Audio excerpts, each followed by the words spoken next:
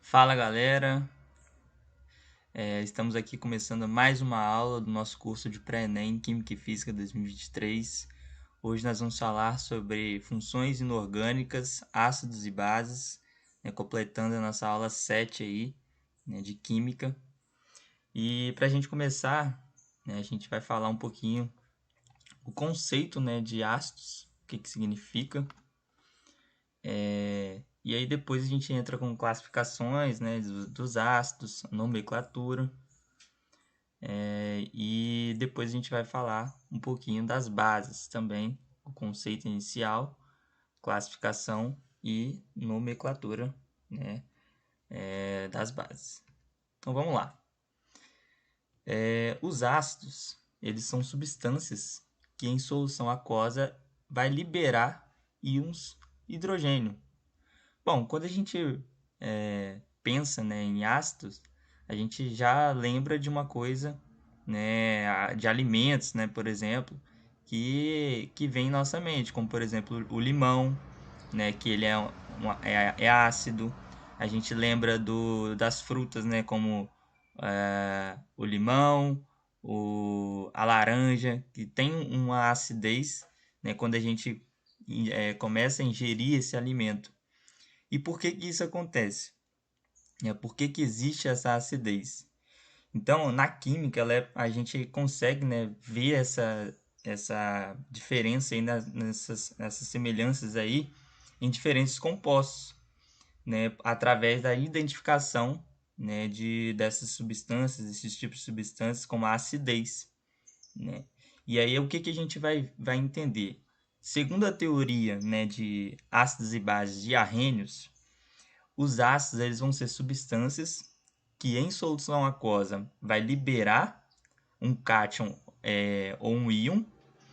Esse íon vai ser esse H+ ali, ou também o íon H3 ou mais, que é o que a gente vai ver um pouquinho mais à frente. Bom, mas o termo correto da gente falar é a ionização.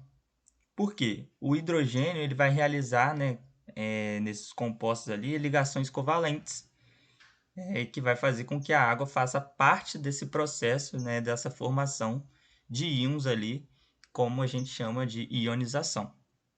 Bom, os ácidos eles podem ser classificados como fortes, fracos, dependendo da quantidade de íons H+ que estão ali, que vão ser liberados naquela solução. E alguns exemplos muito comuns de ácidos são os ácidos como o ácido clorídrico, que é o HCl, o ácido sulfúrico, que é o H2SO4, o ácido nítrico, que é o HNO3. Então, para a gente entender um pouquinho sobre essa ionização, eu vou colocar aqui dois exemplos de reações de ionização. O primeiro exemplo é o HCl. Então, a gente tem aqui o HCl, aquoso, em solução aquosa. Ele vai liberar o íon H+, e o íon Cl-. Ou também, nós podemos ter, com a adição em solução ali aquosa, a gente pode ter a liberação do íon hidrônio, que é o HCl, formando o H3O+, mais o seu ânion Cl-. Então, a gente tem a formação de cátions e ânions aqui. Outro exemplo é do H2SO4. O H2SO4 ele vai liberar, aqui na sua ionização, ele vai liberar o H+ e vai liberar o SO4 2-. Lembrando que aqui a gente tem que colocar o coeficiente estequiométrico 2 para essa reação ficar balanceada. Então, se a gente não colocar esse 2 aqui, a gente não vai ter uma reação balanceada. Então, sempre tem que lembrar também que uma reação química ela sempre tem que estar balanceada. Ou seja, a mesma quantidade que tem nos produtos, também tem que ter nos reagentes. Então, aqui coloquei 2 exemplos, né, de reações de ionização, né, dos ácidos, e a gente sempre lembrar também das suas ponderações aí, que eles podem ser classificados, né, como fortes, fracos, né, dependendo ali da quantidade de íons que vai ser liberados naquela solução. E é o que a gente vai ver agora, a classificação deles. Bom, a classificação ela pode ser determinada como a presença, né, de oxigênio, ou também a quantidade, né, de hidrogênios que vão estar ionizáveis ali naquele meio. Bom, quanto à presença de oxigênio, nós temos os ácidos que eles possuem o oxigênio e ácidos que não possuem o oxigênio. Os ácidos que não possuem oxigênio são considerados os hidrácidos, ou seja, esses caras aqui são os que não possuem oxigênio. E alguns exemplos de hidrácidos são o HCl, eu vou colocar aqui HCl entre parênteses, o H2S e o HBr. Aí, ó, são 3 exemplos de hidrácidos, ou seja, são ácidos que não possuem oxigênio. Já os oxiácidos são ácidos que possuem oxigênio. Então, aqui, ó, ácidos que possuem o oxigênio. E alguns exemplos de oxiácidos são, entre parênteses aqui, o HClO, o HNO3, o H3BO3.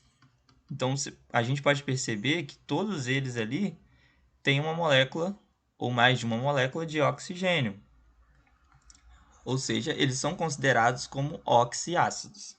Então, essas duas coisas aqui, ó, são bem interessantes, né, de vocês entenderem em uma classificação de ácidos. Em uma outra classificação, a gente pode determinar os ácidos como monoácidos ou monopróticos, diácidos ou dipróticos, poliácidos ou polipróticos. Bom, através dessas classificações aqui, a gente vai considerar a quantidade de hidrogênios ionizáveis naquele meio. Por exemplo, os monoácidos ou monopróticos, eles vão liberar apenas um H+ na sua ionização. Por exemplo, o ácido fluorídrico. Então, a gente tem aqui o HF. Se a gente for fazer a sua ionização, nós podemos perceber que ele vai liberar apenas um H+. Então, aqui vai ficar H+ na sua ionização mais F-. Então, a gente percebeu aqui, ó, que ele liberou apenas um H+ na sua ionização. Então, os monoácidos ou os monopróticos liberam apenas um H+,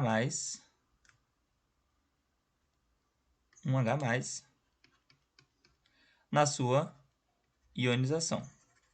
Vamos colocar só aqui, libera apenas um H+, que vocês já vão entender que é na ionização. E aqui a gente tem o exemplo do ácido fluorídrico. Também a gente tem o HBrO. Um outro exemplo aqui é o HBrO.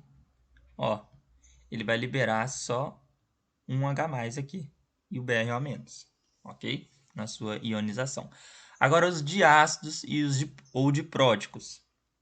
Os diácidos ou ácidos dipróticos, eles vão liberar 2 H+ na ionização. Então, liberam 2 H+ na ionização. E exemplos de diácidos ou ácidos dipróticos são o H2S, o H2CR2O7, H2CR2O7. E aí, se a gente for fazer a ionização deles aqui, a gente vai ver que eles vão liberar duas moléculas, né, de hidrogênio ali na sua ionização. E por último, os poliácidos, né, que eles vão liberar mais de 2H+, na sua ionização. Então aqui, ó, liberam mais de 2H+. Como, por exemplo, o H3PO4. O H3PO4, se a gente fizer a ionização dele, ele vai liberar mais de 2H+. Aqui na sua fórmula a gente já tem 3 hidrogênios aqui ionizáveis. Então por isso que ele libera mais de 2H+, e é considerado um poliácido ou um ácido poliprótico.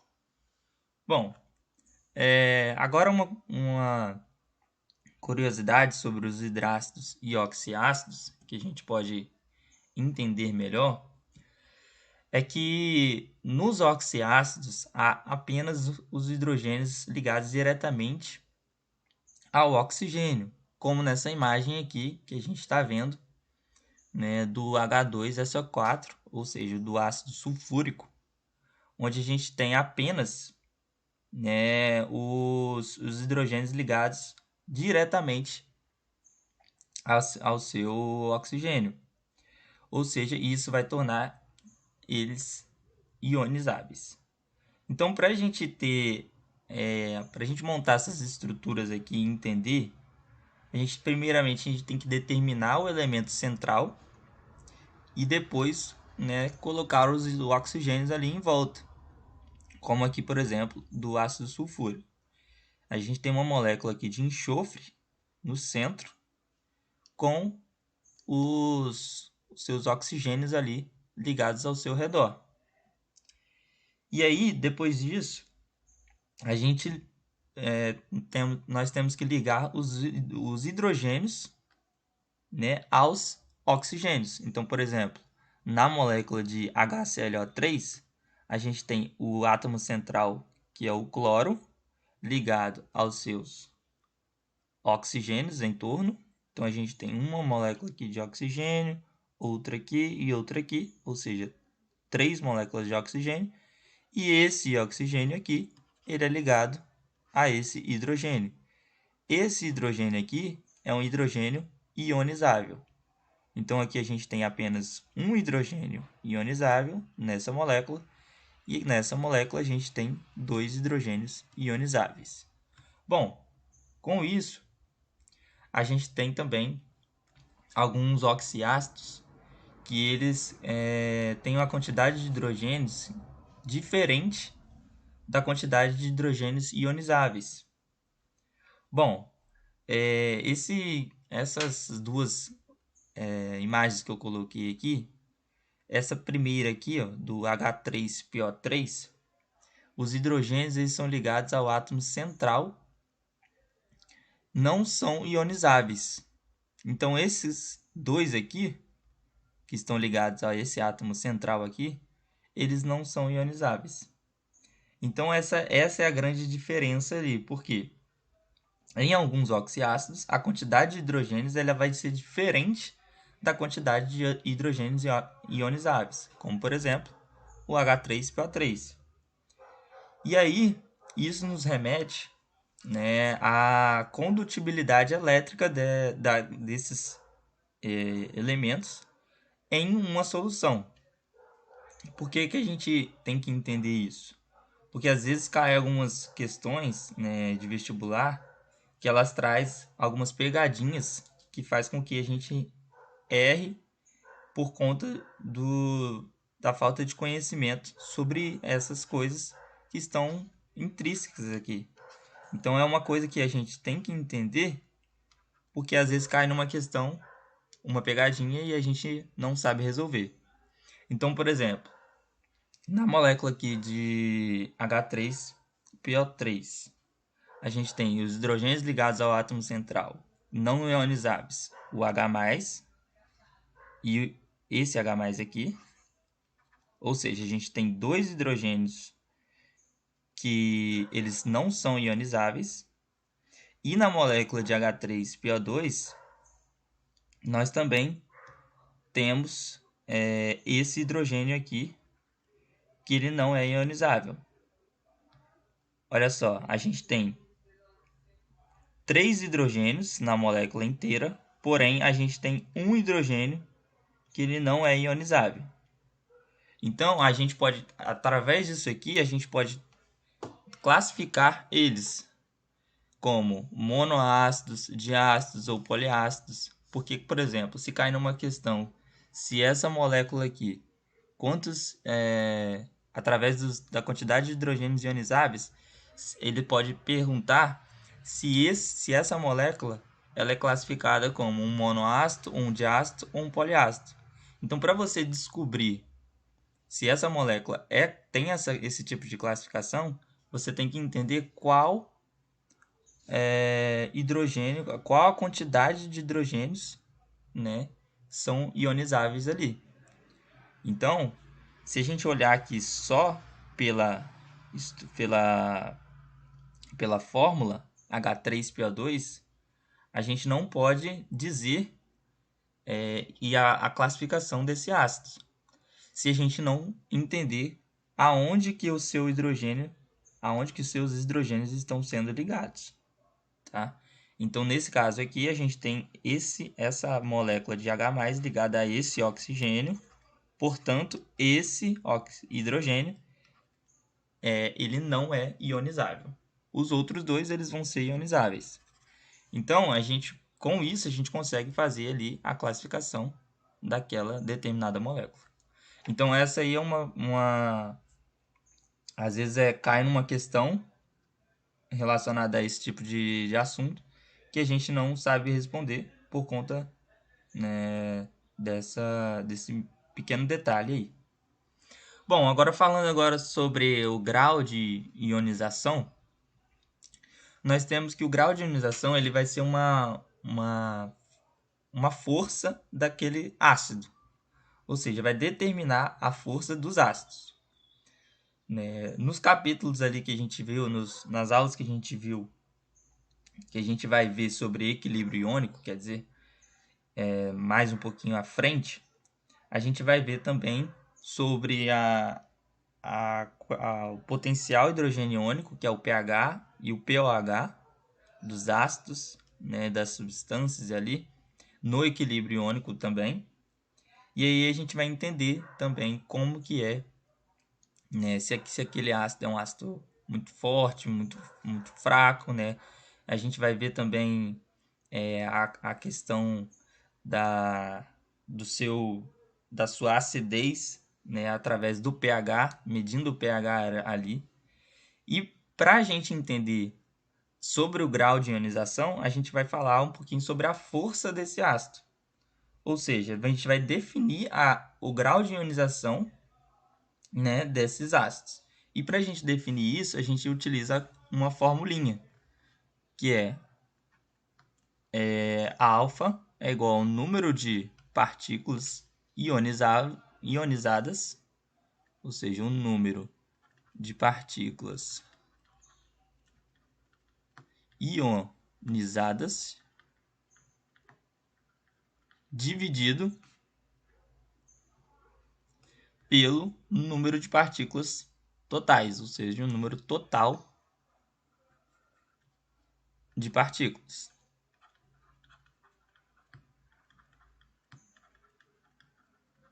Vezes 100.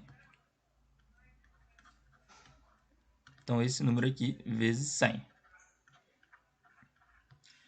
E aí a gente vai resolver um exemplo aqui. Nós temos um recipiente contendo água. Foram adicionados 200 partículas de HX, ou seja, um ácido genérico ali. Sabendo que 180 partículas foram ionizadas, determine o grau de ionização. Então aqui ele já está falando a quantidade de partículas ionizadas e o número total de partículas. O número total de partículas então a gente coloca aqui alfa, né, é igual a 180, que são o número de partículas ionizadas. Então aqui, ó, sabendo-se que 180 partículas foram ionizadas, então 180 dividido pelo número total de partículas, 200. Então a gente fazendo e multiplicando isso aqui por 100, nós temos que o resultado aqui vai dar 90%.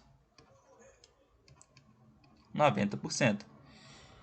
Pô, então se a gente achou esse valor aí, a gente sabe que esse valor aqui vai determinar o grau de ionização desse ácido, né? Exatamente. Pô, mas aí como que eu vou saber se esses 90% o ácido vai ser fraco, forte, né? Se o ácido vai ser moderado? Bom, para isso a gente tem alguns valores que eles são tabelados para ácidos fortes, moderados ou fracos. Bom, os ácidos fortes eles vão se ionizar completamente em solução aquosa. Já os ácidos fracos, eles ionizam parcialmente em solução aquosa. E de acordo com o seu grau de ionização, a gente pode classificar, né, esses ácidos como ácidos fortes. Então vamos colocar aqui os ácidos fortes. Eles são, se a gente ter o alfa ali maior ou igual que 50%, ele vai ser considerado um ácido forte. Se o ácido moderado, então ácidos moderados, nós encontrarmos um alfa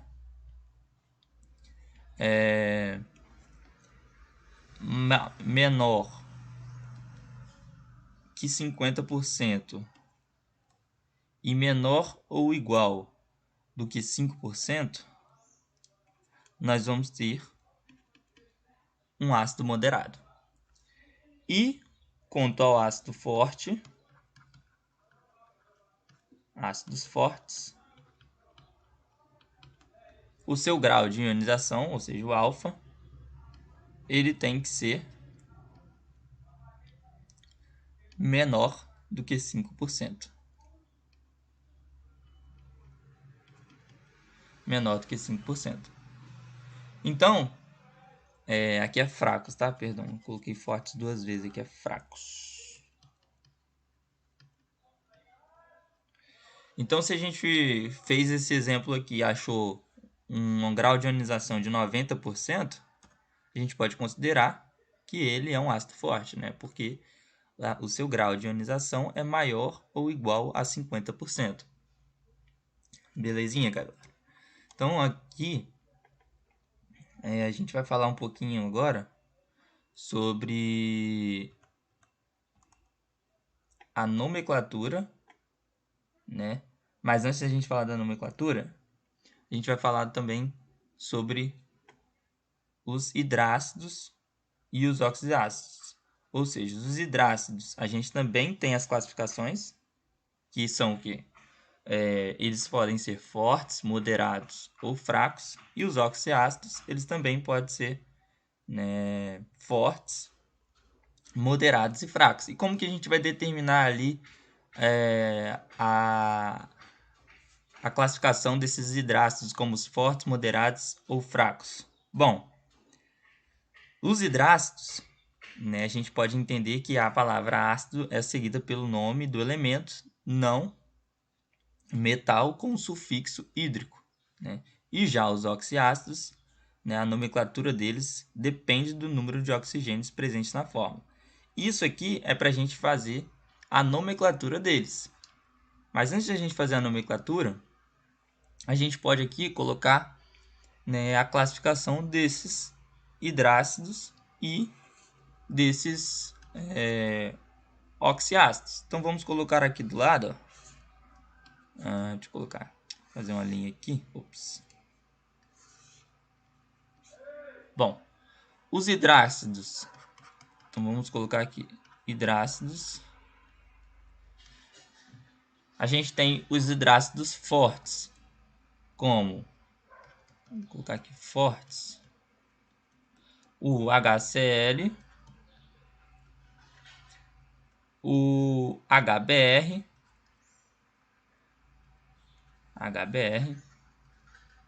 e o HI. Então a gente tem esses hidrácidos fortes aqui, nessa sequência. O moderado, a gente tem o ácido fluorídrico, que é o HF. E os fracos, todos os demais ácidos. Todos os demais. Belezinha, galera? E falando dos oxiácidos, então isso aqui foi de hidrácidos, agora dos oxiácidos. Dos oxiácidos, nós temos também fortes, moderados e fracos. Porém, a gente tem uma formulinha para resolver e determinar se ele é forte, moderado ou fraco. Como que a gente faz esse cálculo? Para ácidos oxiácidos fortes, nós podemos determinar através do número de oxigênio e do número de hidrogênio. Como que a gente vai determinar se ele é um ácido forte, se ele é um oxiácido forte? Por exemplo, se o número de oxigênios for menos o número de hidrogênios for maior do que 1, ele é classificado como um oxiácido forte, ou seja, a diferença entre o número de oxigênios e o número de hidrogênios ionizáveis for maior do que 1. Então, o número de oxigênios menos o número de hidrogênios tem que ser maior do que 1. Beleza? Isso é dos oxiácidos fortes. Agora, dos oxiácidos moderados. Vai ser a mesma coisa, porém, o que vai mudar vai ser aqui. Isso aqui é a mesma coisa, só que tem que ser igual a 1. Ou seja, o número de oxigênios menos o número de hidrogênios ionizáveis tem que ser igual a 1. E dos fracos, a mesma coisa, porém, o que vai mudar é que isso aqui tem que ser igual a 0. Ou seja, o número de oxigênios menos o número de hidrogênios ionizáveis tem que ser igual a 0. Belezinha, galera? Então, essa parte aí foi da classificação de hidrácidos e oxiácidos. Então, a gente vai falar agora um pouquinho sobre a nomenclatura desses ácidos. Bom, como eu já disse, a palavra ácido ela é seguida pelo nome do elemento não metal com o sufixo hídrico, falando um pouco sobre os hidrácidos. Já os oxiácidos, a nomenclatura deles ela vai depender da quantidade de oxigênio ali presente naquela fórmula. Por exemplo, se o íon oxigênio ele termina em ato, o sufixo ico ele vai ser adicionado ao nome do íon e a palavra ácido é colocada na frente. Aí a gente vai vir com alguns exemplos. Do hidrácidos, a gente tem ácido, o nome do hidrácido, mais a terminação hídrico.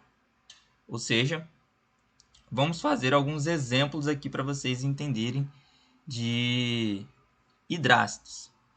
Então, a gente tem aqui o HCl, por exemplo. HCl. Nós temos a palavra ácido na frente, então ácido. O nome desse ácido, isso aqui a gente tem uma molécula de Cl. Cl a gente sabe que é cloro. Então, a gente tem a palavra ácido seguida pelo nome do elemento com sufixo hídrico, ou seja, ácido clorídrico. Perfeito? Outro exemplo é o H2S. Mesma coisa. A palavra ácido na frente. Ácido sulfídrico, né? Sulfídrico.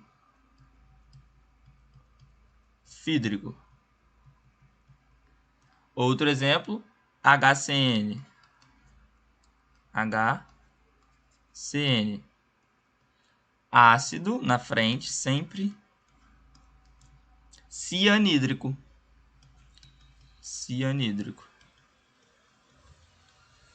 Então, para hidrácidos é sempre a mesma coisa. Ácido, seguida pelo nome do elemento não metal, com o sufixo hídrico. Então, sempre a gente tem que lembrar desse sufixo aí.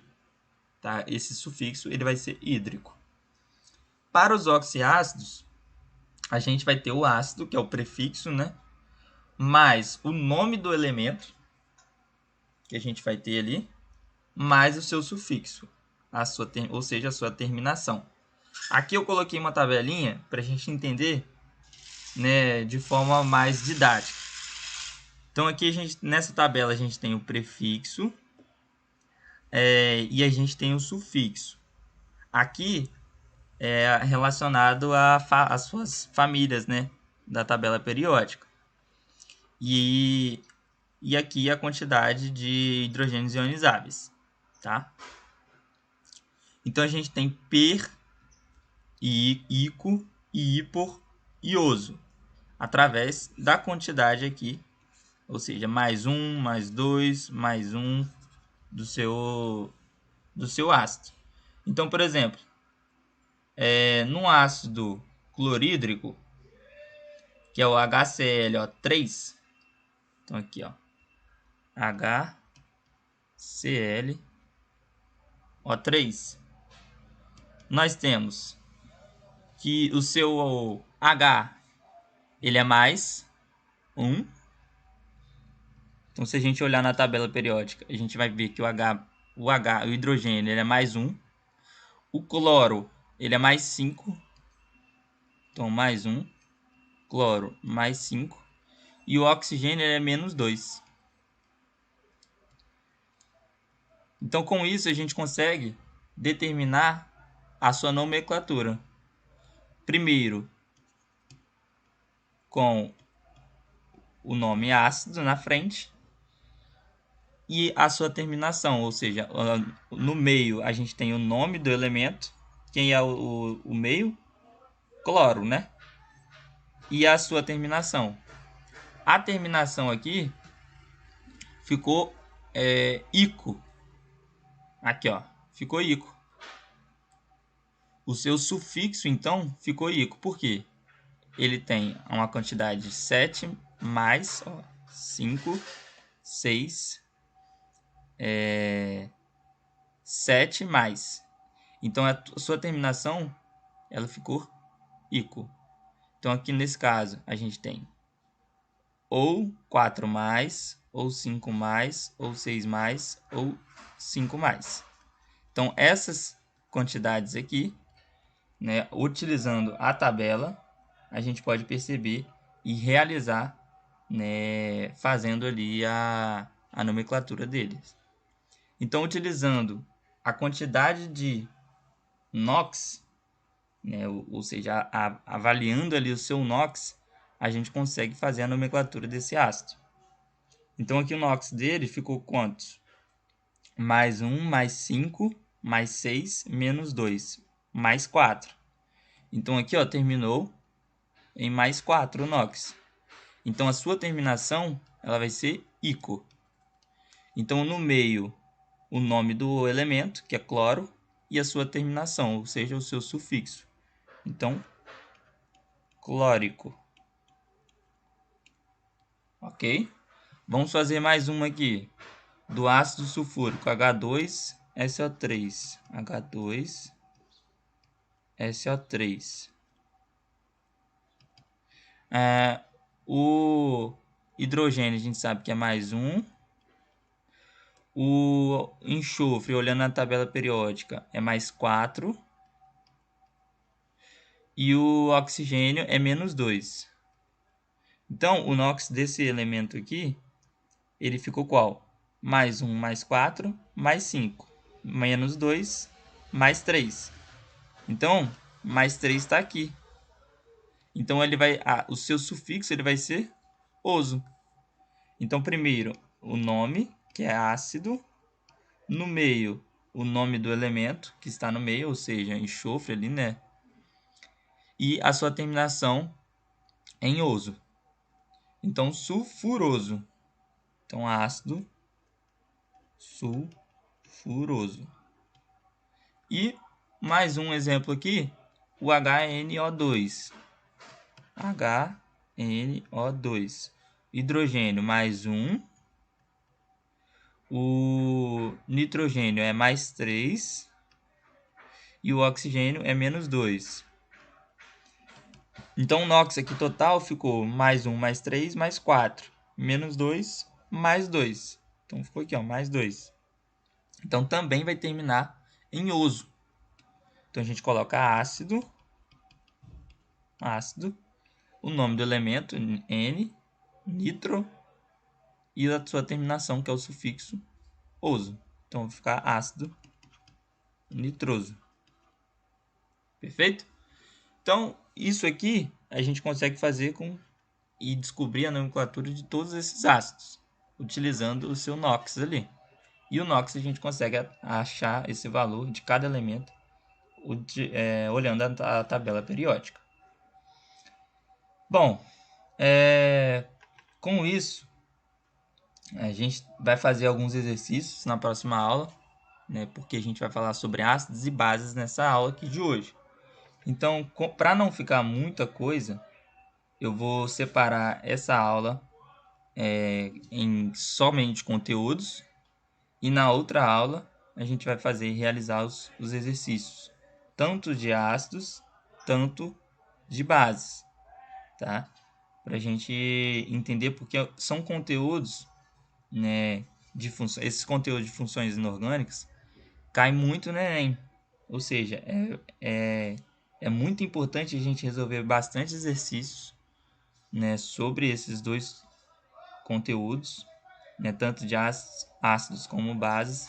Sais e óxidos também vai ser a próxima aula, que também cai bastante coisas de exercícios, né, contextualizados, porque não temos somente um conteúdo específico aqui dentro de funções inorgânicas. Tudo que a gente já viu, como número de oxidação, ou seja, NOx, ligações químicas, né, tabela periódica, eles vão estar atrelados aos conceitos de funções inorgânicas. Então, se você não entendeu o que é um número de oxidação, o que é uma ligação química, como que funciona a tabela periódica, você não vai conseguir realizar, né, os exercícios de funções inorgânicas. E são exercícios primordiais para você entender os próximos conteúdos que vão vir pela frente. Tá? Então, ácidos, basicamente foi isso. Depois a gente vai vir com alguns exercícios, tá bom? Para vocês fixarem o conteúdo de forma bem sólida e resolvam também bastante exercícios sobre esse assunto. Bom, agora a gente vai falar um pouquinho sobre as funções inorgânicas bases, né? Sobre as bases agora, que a gente vai falar sobre a definição, né? A classificação, né, delas. A mesma coisa que a gente viu dos ácidos, a gente vai ver para as bases. E as bases é um pouquinho mais fácil de se entender, porque não tem tanto detalhe quanto os ácidos. Bom, o que são bases? Elas podem ser chamadas de bases ou hidróxidos também. São substâncias químicas que em solução aquosa vão liberar íons OH-, ou seja, os íons hidróxido, e podem ser classificadas como fortes ou fracas, dependendo dessas quantidades de OH- que vão ser liberadas ali naquela solução. Nos ácidos, a gente tinha as reações de ionização. Já nas bases, nós vamos ter as reações de dissociação, que é um pouco mais diferente, né? A diferença entre elas é que na ionização a gente vai liberar o íon H+, e na dissociação a gente vai liberar o íon OH-. Ou seja, a gente tem a liberação de um cátion nos ácidos e um ânion nas suas bases. Bom, nas reações de dissociação das bases, a gente pode colocar um exemplo aqui da reação de dissociação do NaOH. Então a gente tem aqui, ó, NaOH. O que é o NaOH? Na dissociação dele, lembra que, né, no ácido a gente fez a ionização, ou seja, para liberar o H+? Exatamente. Agora, aqui a gente vai fazer o mesmo procedimento, só que a gente vai fazer o quê? A dissociação, ou seja, o nome muda o nome, porque a gente vai fazer uma dissociação, a gente vai liberar o quê? O OH- dessa reação. Então, a gente tem o Na mais o OH- sendo liberado aqui. Então, percebe-se que na dissociação a gente vai liberar sempre os íons OH-. Esse, então, é um exemplo de dissociação, né, das bases. Outro exemplo é o NH4OH. Então, a gente tem aqui NH4OH. A gente vai fazer essa reação de dissociação. A gente vai dissociar essa molécula aqui. Como que a gente vai dissociar? NH4 mais o OH-. Então, a gente percebe que, novamente, o OH- ele foi liberado dessa dissociação. Então, a gente sempre lembra que é uma reação de dissociação. Perfeito? Bom, como eu falei, eles podem ser classificados como fortes, fracos, dependendo da quantidade de íons OH- ali que elas vão liberar. E um exemplo são o hidróxido de sódio, né, como eu coloquei aqui, o NaOH, o hidróxido de cálcio, que é o CaOH2, e o hidróxido de amônio. Então, são alguns exemplos, né, de bases ou hidróxidos que a gente pode ter. Bom, agora para classificar, ou seja, classificar essas bases, a gente tem que levar em consideração, primeiro, né, ao número de hidroxilas, depois a sua solubilidade, a sua força e, por último, a sua volatilidade. Então, vamos primeiro aqui classificar essas bases conforme a sua quantidade ali de hidroxilas.